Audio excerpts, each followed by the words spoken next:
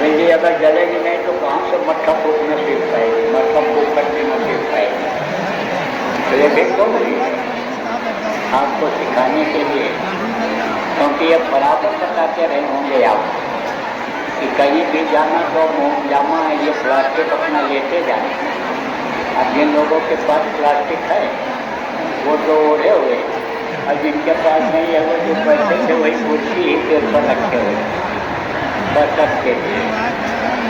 तो ये इसकी सीख आपको लेना चाहिए। हमारे गुरु महाराज भी बराबर कहा करते थे कि प्लास्टिक रखो एक एक, पन्नी जिसको आप कहते हो पन्नी को साथ में रखो जो हमेशा आपका मददगार रहेगा। बिछा करके आप उस पर बैठ जाओ, लेट जाओ, गर्मी है, धूप है तो ऊपर टांग लो, धूप से बचत हो जाएगी। बरसात अगर होगी तो बारिश से बचत हो जाएगी। उसी को आप ओले पर, बैग पर, सामान पर डाल दोगे, उससे हमें बच जाएगा, वो बारिश से बच जाएगा। कपड़े भीग गए तो लपेट भी सकते हो, उसको पहन भी सकते हो। बड़ी कौन सी चीज़ है, तो चलो आगे ही सीख लो, भीग करके सीख लो कि हमको रखना है साथ में। कहीं भी सत्संग में आओ तो एक छोटा सा बंडल उसका बना लो, लपेट लो और झोले में डाल लो।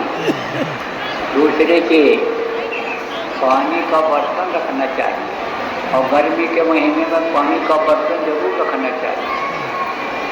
अरे फैशन ये नहीं है क्या, ऐसा सत्संगों में बना रहता है लेकिन उसके बाद बंद हो जाता है।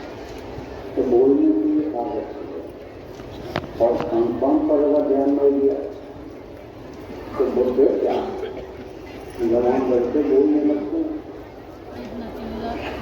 कुछ चीजें ऐसी होती हैं जो बोलने की आदत डालती है, जैसे मीठी चीजें, कोई भी चीज नहीं खाओ, चीनी हो, गुड़ हो, या कोई भी मीठी चीज हो, ज्यादा खाएगा आदमी लिमिट से तो बोलने लग जाएगा।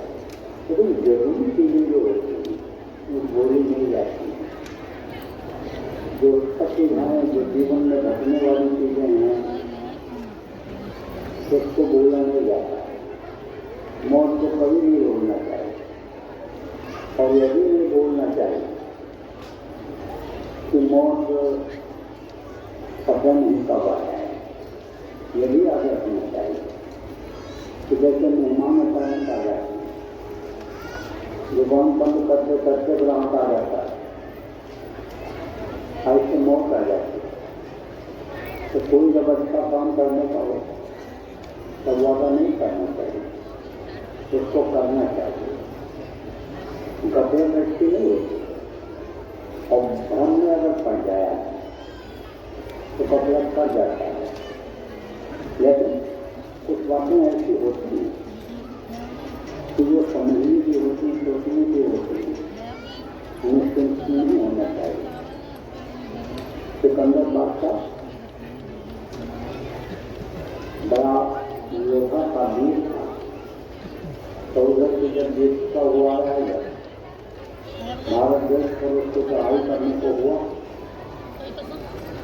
तो इधर भारत नदी के किनारे रुका हुआ और उसकी रुकी हुई थी।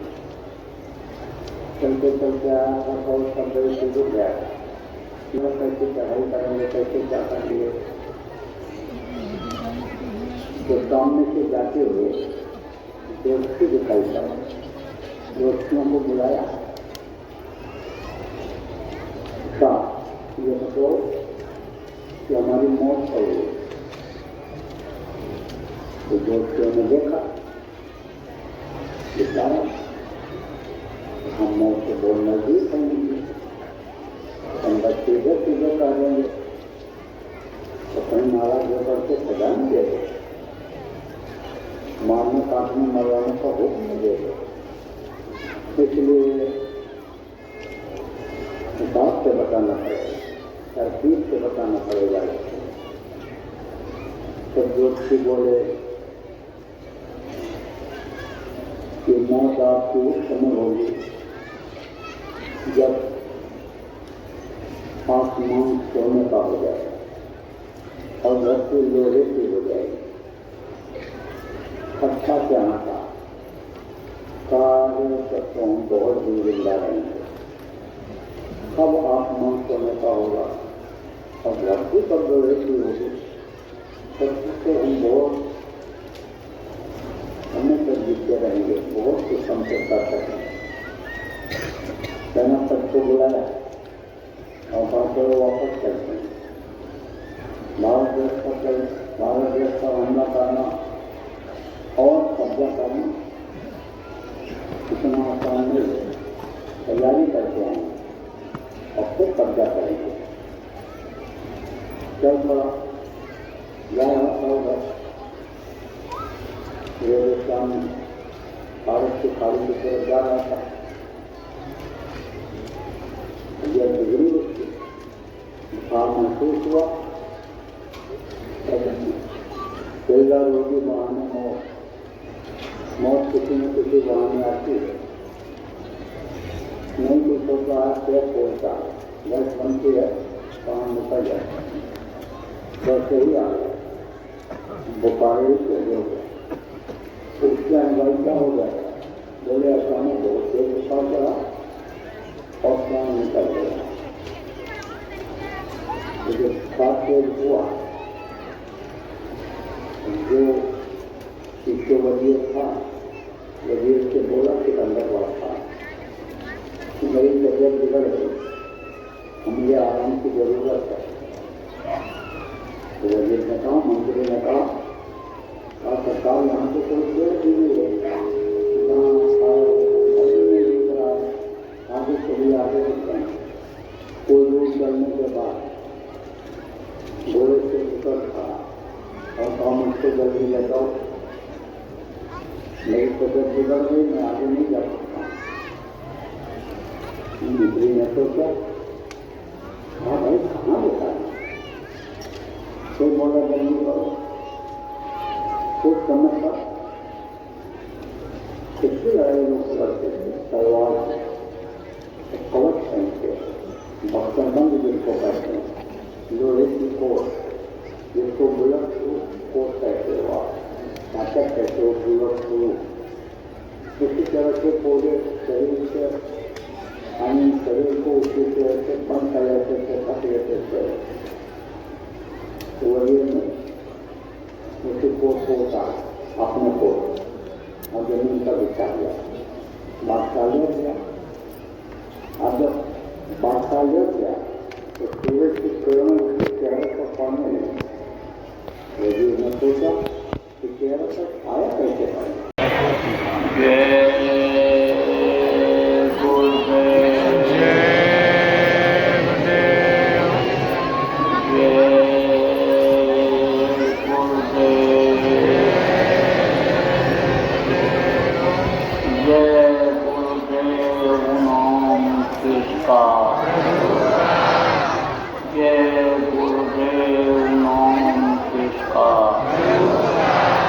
प्रभु का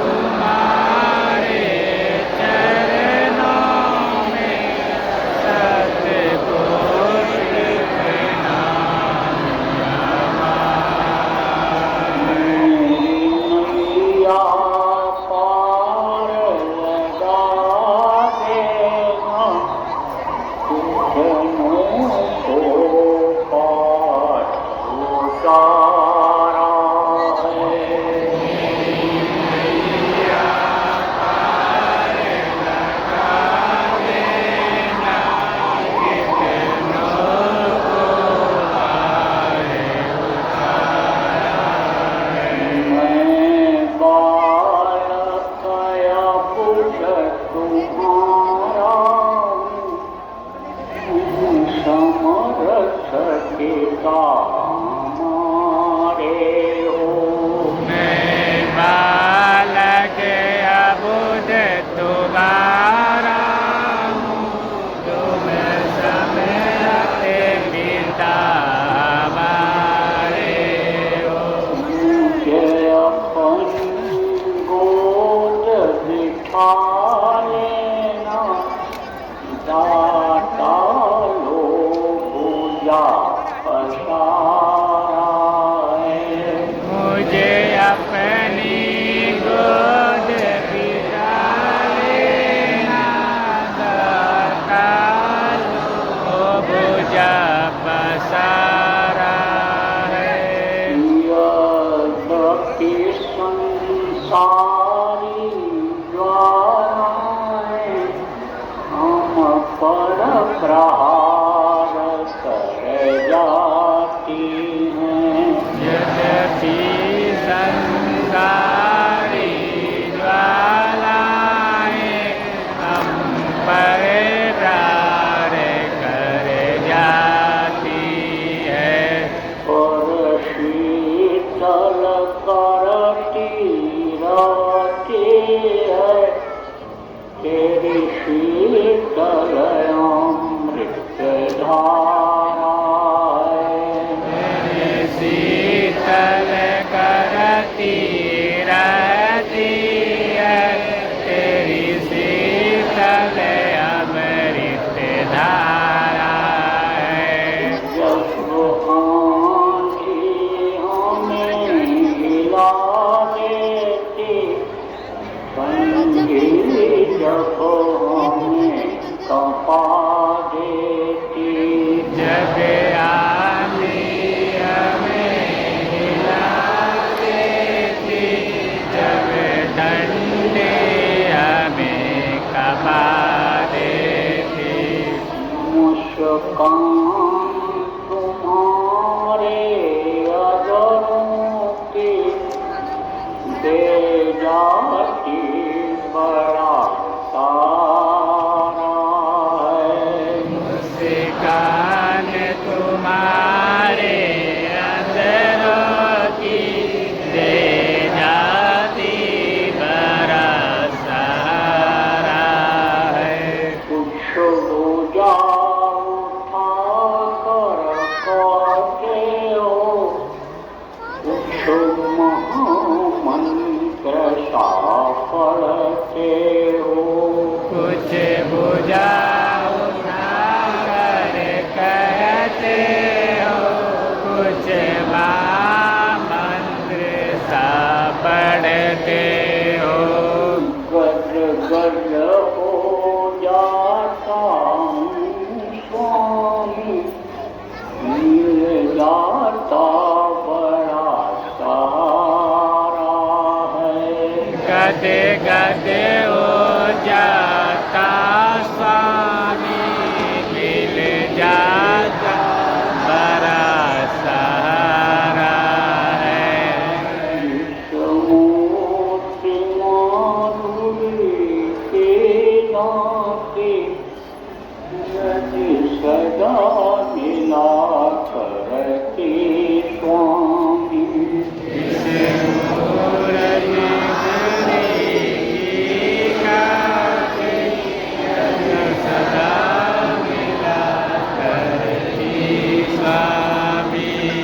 सौभाग्य समझते हम अपना, कौतूहल एक तुम्हारा है।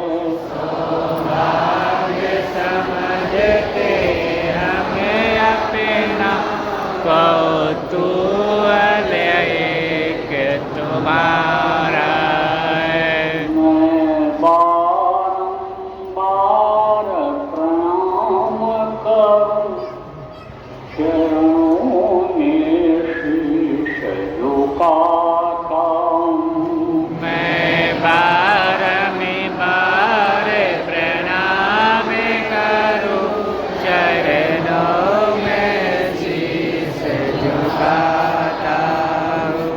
अब पार अवश्य हो जाऊं दूंगा पतवार गुरु ने संभाला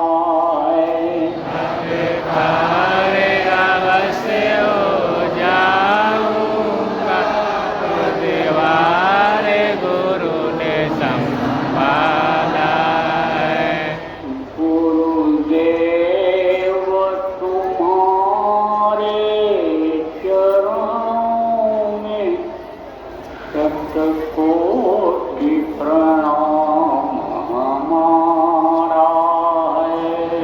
गुरुदेव तुम्हारे चरणों में शतकोटि प्रणाम हमारा है। मेरी नैया पार लगा देना कितनों को पार उतारा है। मेरी नैया पार लगा देना कितनों को पार उतारा है। कपड़ा काट के सब जग पानी में देखो ना। जय आगे बढ़ना, ढंग से जय गुरुदेव। आगे कचरा कादो करके पूरे हीटर गंजल के सब आने के सर्वसमर्थ सर्वकर्मणीय परम पूज्य गुरु जी महाराज उपस्थित सभी सत्संगी प्रेमी बच्चे एवं बच्चे गुरु महाराज के दया में और इस 12वें वार्षिक भंडारे के अवसर पर आज 3 जून 2024 को सायंकाल की बेला में सत्संग के माध्यम से आपके दर्शन का अवसर मिला है।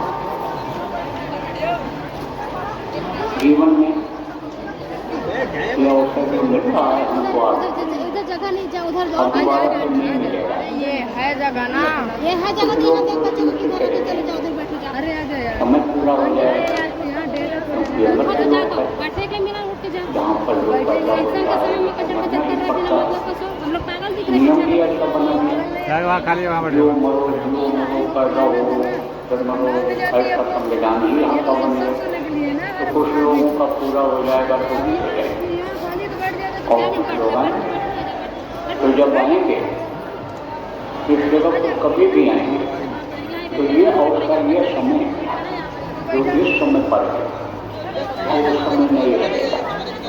क्यों?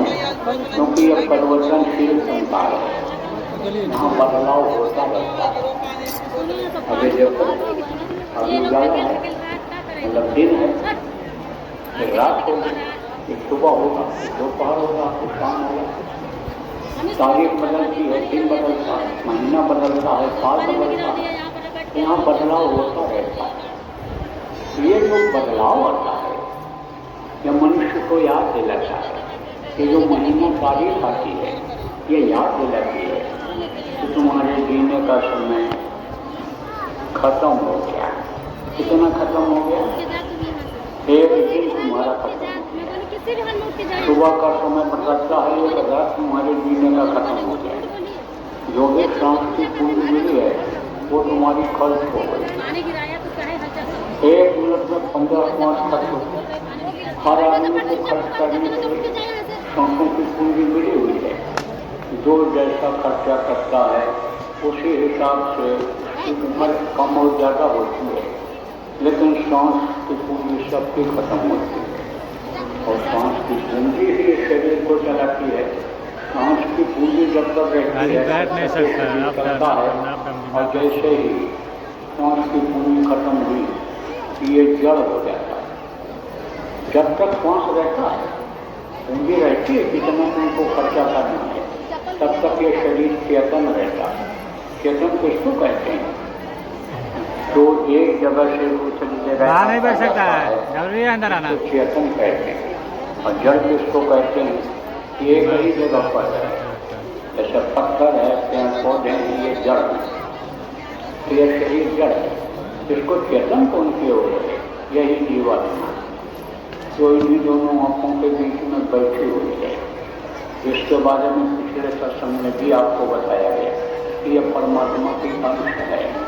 ये अनामी धाम से उठी है सत्य के द्वारा, और ये जगह जगह उठते हुए यानी समझो अगम लोग, अलग लोग, सब लोग, और फिर आपके भवन गोपाल उधर से शून्य से होते हुए आपको समझो कि 10वां द्वार, और फिर उसके बाद में आपके कुटुकी के बाद में आपके सहजल कमल, और फिर उसके बाद में इधर आइए, इधर से होकर के आइए, ये शरीरों में होकर आइए, अंदर लोग इधर से ही आएंगे।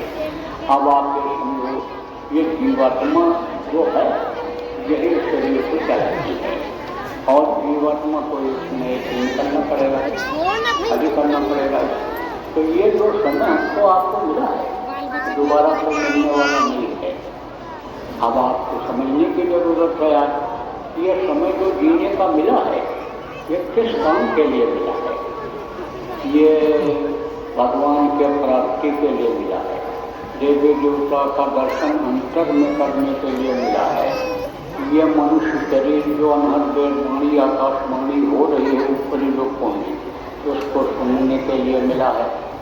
ऐसे ये काम हमको आपको मिला है कि शिव को सुनने के लिए, आवाज़ बाहर की सुनने के लिए ये तो आँख मिला है, बाहर की चीज़ों को देखने के लिए ये मुंह मिला है, बोलने के लिए, खाने के लिए हाथ पैर ये मिला है, करने के लिए कमाने बता दे सकते हैं क्या बना के स्टेना में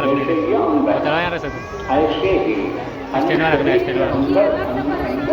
सिस्टम है। वहाँ भी यहाँ पर स्टेन में रख दीजिए, यहाँ पे स्टेन में रख दीजिए चलाते हैं, और बहुत सी शक्ति चलाती है, यही परमात्मा की अंश जीवात्मा चलाती है। इसको दोनों आंखों के बीच में बैठा दिया गया है। ये कब डाली गई इसमें?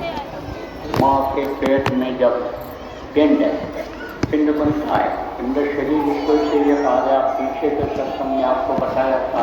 तो पिंड में ये बैठी हुई है, पिंडज जिसको कहते हैं, यानी आपसे समझो पिंड से ही, यानी पिंड जब बना माँ के पेट और 5 महीना 10 दिन का जब बच्चा हो गया तब उसमें ये जीवात्मा डाल दी गई, और तब से ये बराबर अभी है। बच्चा जो भी शरीर में जीवात्मा रहती है, जवान रहता है तो भी रहती है, बूढ़ा हो जाता है तो भी रहती है, तब तक या भी जब तक उम्र पूरा नहीं होगा, श्वास पूरा नहीं होगा, तब तक ये जीवात्मा रहेगी। लेकिन यही जीवात्मा को परमात्मा तक पहुंचाने के लिए, परमात्मा का दर्शन शरीर में रहते रहते करने के लिए ये शरीर मिला है। कब? माँ के पेट में जब प्रार्थना किया था उस समय बड़ी तकलीफ थी, माँ के पेट में उनसे सदा रहना पड़ता है। उस वक्त पर माँ के पेट में जो भी मलमूत्र रहता है उसकी बदबू बराबर आती रहती है। वहाँ पर जलन माँ के पेट में जो रहती है वो बराबर परेशान करती रहती है। लेकिन बच्चा माँ के पेट में जेल खाने में एक तरह से कैसे रह पाता है? उस वक्त पर उसको प्रभु का दर्शन होता रहता है, झलक मिलती रहती है, उनकी आवाज़ भी सुनाई पड़ जाती है, तो उसी में वो मस्त हो जाता है, उसी में वो खुश हो जाता है। तो जब झलक मिलती है तब प्रार्थना करता है, एक बार मौका दे दो, एक बार मुझे शरीर हमारा ठीक ठाक बना दो, और बाहर निकल करके हम यानी समर्थ गुरु की तलाश करेंगे। आपसे मिलने का रास्ता, आपका दर्शन बराबर घट में करने का रास्ता उनसे ले करके बराबर आपका दर्शन करेंगे, आपकी आवाज़ को बराबर सुनते रहेंगे, और जब समय पूरा हो जाएगा तो गुरु की दया लेकर के उनकी बताई युक्ति के अनुसार हम आपके चरणों में आकर लिपट जाएंगे। फिर हम कभी भी चरण को नहीं छोड़ेंगे। वहाँ पहुँच जाने के बाद समझो कि जीवात्मा इधर नहीं आती है, बिल्कुल नहीं आती है। अब आपको बता लोगों को जो सत्संग सुनते रहते हो, ये जीवात्माएं नरकों में जाने लगी। कब जाने लगी? इधर कलयुग में ज़्यादा जाने लगे। क्यों? कर्म खराब हो गए लोगों, सत्संग मिला नहीं, संत मिले नहीं, तो कर्म खराब हो गए। तो जब कर्म खराब हुए तो ये नरकों में जाने लगते हैं। और नरकों में 1-2 दिन तो रहना नहीं होता है, बहुत दिन तक रहना पड़ता है। हाँ, फिर समझो कि 17,28,000 वर्ष का होता है सत्य, 12,98,000 वर्ष का होता है आपका अनित्रेता, और द्वापर 8,00,000 वर्ष, 65,000 वर्ष, 4,32,000 वर्ष का युग। ये चारों लोग जब बीत जाते हैं तब एक चौकड़ी होती है, और 72 साल जब चौकड़ी बीतती है तब एक मनमंत्र होता है, और 14 मनमंत्र जब बीत जाता है तब एक कल्प होता है। तो एक एक कल्प, एक एक नरकों में कर्मों के अनुसार रहना पड़ता है, भोगना पड़ता है, बहुत तकलीफ होती है। तो वहाँ जो कोई बचाने वाला है, कोई बचाने वाला नहीं। कितना भी गुहार लगाओ, आवाज तो जाती है 100 कोस तक, लेकिन मदन करता है, तो सुनने वाला कोई रहता है। वो जो सबका सृजनहार, जो सबका पिता है, वो सुनता है कि हमारे जीव देखो तकलीफ झेल रहे हैं, ये कष्ट झेल रहे हैं, हमारे ही अंश हैं, और हमने इनको उतार दिया था, और हमने इनसे वादा किया था तो बराबर आप 2 दिन 3 दिन से सत्संग सुन रहे हो, आप मालूम है कि उन्होंने वादा किया था कि हम तुमको बुलाएंगे, अपने पास ले आएंगे, लेकिन काल ने जब मांग लिया और वादा करा दिया कि यानी समझो कि ये ले नहीं जा सकते हैं चैंपियन को, तो मजबूर हो गए वो भी, क्योंकि वचन दे दिया उन्होंने। तो आपके समझो में फिर उनको यानी दर्द होता है, तकलीफ होती है। किस बात की तकलीफ की? हमारे जीव तकलीफ झेल रहे हैं, और इसी दशा से पुरुष ने की दया महान, और सब पुरुष ने की दया महान, ऐसी दशा देख जीवों की सब पुरुष ने की दया महान, संत रूप हो जग में आए, सत्य नाम का पता बता, शब्द शब्द सीधी रचना, चढ़ चढ़ पहुंचो कदम सिखाए, संतों को भेजा, भेजा क्या? खुद उनके रूप में ही है, पूरी ताकत उनको दिए करे, खुद नहीं आते हैं लेकिन पूरा पावर दे देते हैं, जगत नहीं छोड़ते हैं। ये जितने भी अन्य धनी हैं उन्होंने अपनी शक्तियों को भेजा है, चाहे ब्रह्मास्थान से कृष्ण भगवान को भेजा गया हो, और चाहे राम भगवान को आपके समझो कि अन्य निरंजन स्थान से सहजता कमल से भेजा गया हो, तो खुद नहीं आते, शक्तियाँ भेजते हैं, लेकिन पूरी पावर उनमें होती है। इसीलिए कहा गया सत्य पुरुष की आरती संतन की ही दें, लखना चाहो अलग हो तो इन्हीं में लग ले, जिसको अलग कहा गया है नहीं देखा जा सकता है, उसको अगर देखना चाहते हो तो संतों में देखो। तो संत ये बातें सब समझाते हैं, किसको समझाते हैं? इसी जीवन में जिसको सूरज कहते हैं, जिसके ऊपर जो खोल पड़ गई, जब तक 5 तत्वों का खोल पड़ गया तब ये समझो कि जीव हो गया, और जब ये ऊपर में था तब शिव था, और ये जीव पहले अंश था। जब ये सूरज यानी जो शब्द को शब्द के बराबर जुड़ी रहती थी तब इसका नाम सूरज ही था। तो सूरज को समझाया, और सूरज को समझाया था कि हम तुमको लेने के लिए आएंगे, और तुम यहाँ की नहीं हो, तो तुम्हारा घर ये नहीं है जिस मिट्टी और पत्थर के घर को तुम कह रही हो कि ये तुम्हारा घर है, तुम्हारा घर नहीं है। तुम्हारा घर ऐसी जगह है कि जहाँ कभी अंधेरा होता ही नहीं है, जहाँ कोई गंदगी नाम की चीज़ ही नहीं है, जहाँ खुशबू ही खुशबू है, आनंद ही आनंद है, वहाँ का कोई वो छोर नहीं है, वहाँ मस्ती आनंद की भी कोई अनुसीमा नहीं है। तो मैं तुमको लेने के लिए आया, चलो। तभी सूरत कहती है कि हमने तो कोई गलती नहीं किया था, लेकिन आपने सौंप दिया, डाल के हाथ में हमको सौंप दिया। अब वो तो हमको देने की तरह उछाल रहा है, वो तो हमको बढ़ता रहा है इधर उधर, और ये तरह तरह के जाल बना दिए, यहाँ फंस गए, हम निकल नहीं पा रहे हैं। तो हम को कहीं आप ऐसा न हो कि एक बार ले जाओ और फिर इनको दे दो, फिर दे दो इनको या फिर इन पर कर दो, तब वो कहते हैं नहीं अब ऐसा नहीं होगा, अब ऐसा नहीं होगा। एक बार यानी जब दे दिया तो हम उसको जिसको दे दी जाती है वो चीज फिर उसको लिया नहीं जाता है, नहीं हमको उनको तुरंत बुला लेते हैं, इसलिए तुरंत नहीं बुलाया। युक्ति के द्वारा तुमको हम अब ले चलना चाहते हैं, हम उपाय बताते हैं, तुमको शब्द की डोर पकड़ाते हैं, तुमको तुरंत अन्य शब्द के साथ जोड़ते हैं और तुमको अपने घर की याद आने लग जाए, आने लग जाए प्रभु की याद, अपना धाम याद आने लग जाए तो हम तुम्हारी मदद करें, तुम आगे बढ़ो, हिम्मत दिलाते हैं। और फिर यह जीवात्मा आगे बढ़ जाती है और प्रभु के चरणों में लिपट जाती है। तो प्रेमियों जो आप आए हो, पहली बार आए हो, सत्संग ज़्यादा नहीं सुने हो, आप वहाँ मिला जुला सत्संग सुनाएंगे आपको, कि आपके भी समझ में आ जाए तो यह मनुष्य शरीर भगवान के प्राप्ति के लिए मिला और आज तक इसको मिला इसी मनुष्य शरीर के अंदर में ही मिला।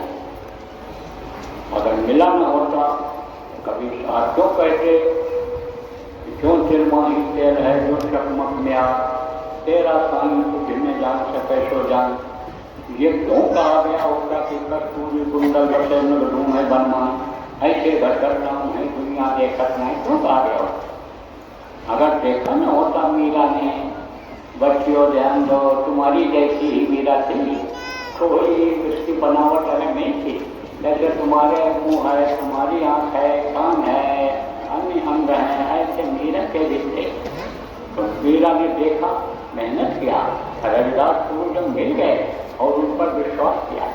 आज भी विश्वास होता है, विश्वास अगर आदमी न करे तो कुछ नहीं मिल सकता है उसको, और विश्वास कर लेता है तो विश्वास फलदायक फल दे जाता है वही विश्वास। तो विश्वास किया उन्होंने, तो जब विश्वास किया तब अंतर में उन्होंने दर्शन देखा, दर्शन उन्होंने किया, तब कहा सब मेरा टाइम सोनी देव न खोए अब बलिहारी व घटका क्या फर्क खोए। उन्होंने कहा कि घट घट में वो मेरा घट घट में है, वो हर शरीर के अंदर में उसका स्थान है और शरीर के अंदर में वो निवास करता है और रग रग में उसकी ताकत है उस प्रभु की, लेकिन हर कोई उसको देख नहीं सकता है, प्रकट नहीं कर सकता है, लेकिन प्रकट जिसने कर लिया देख लिया घट में, वो घट धनी है, तो इसी घट में ही वो मिलता है। लेकिन सवाल यह है कि मिलेगा कैसे? घट जब कोई रास्ता बताएगा तब मिलेगा, तो रास्ता बताने वाले भी इसी धरती पर मौजूद रहते हैं। तो जो रास्ता बताने वाले होते हैं वो समर्थ गुरु होते हैं। देखो प्रेमी, विद्या गुरु और आध्यात्मिक गुरु तो रहते हैं। विद्या गुरु राम भगवान ने बनाया, आध्यात्मिक गुरु ने बनाया, कृष्ण भगवान ने भी बनाया। आध्यात्मिक और विद्या गुरु राम का विद्या गुरु स्वामी के लिए थे, आध्यात्मिक गुरु वशिष्ठ जी थे, कृष्ण भगवान के विद्या गुरु जी थे और उनके आध्यात्मिक गुरु सुपर जी थे। ऐसे विद्या गुरु और आध्यात्मिक गुरु दो होते हैं। तब विद्या गुरु क्या बताते हैं? पेट पालने का तौर तरीका सिखाते हैं, उपाय बताते हैं। पढ़ लिख लेता है तो ज्ञान हो जाता है, नौकरी मिल जाती है तो बिजनेस व्यापार सीख जाता है, करने लग जाता है। तो क्या होता है? उससे रोजी मिलती है तो रोटी करती है, रोटी का इंतजाम होता है। जो परिवार के सदस्य होते हैं एक दूसरे से जोड़ दिए गए कर्म के कर्जा को अदा करने के लिए, उनकी भी परवरिश उसी से करता है, तो वो सब आप समझो विद्या में आ जाता है। कोई लोहार गिरी, बढ़ईगिरी, कोई गाड़ी मोटर बनाने का काम सिखा दे, वो गुरु ही कहलाता है। और आध्यात्मिक गुरु होते हैं पर जहाँ पर जो कहाँ पहुँचाओ, कई तरह के गुरु बताए। पहला गुरु के गुरु माता पिता गुरु, तो जानती है माँ, तो बच्चा जानता है, बच्चा को पेट में तो रखती है लेकिन जानती नहीं है, उसके बारे में कुछ देख नहीं पाती। वो तो जो परिवार के लोग बताते हैं कि इस तरह से संयम और नहीं, उसी तरह से जब उसका पालन करते हैं तब वो बच्चा ठीक से माँ के पेट में बन जाता है, हाथ पैर आँख कान ठीक से तैयार हो जाता है, तो उसको भी यह नहीं पता चलता। पेट में बच्चा आ जाता है और पता उसको भी नहीं चलता है, कुछ समय के बाद पता चलता है। तो समझने की जरूरत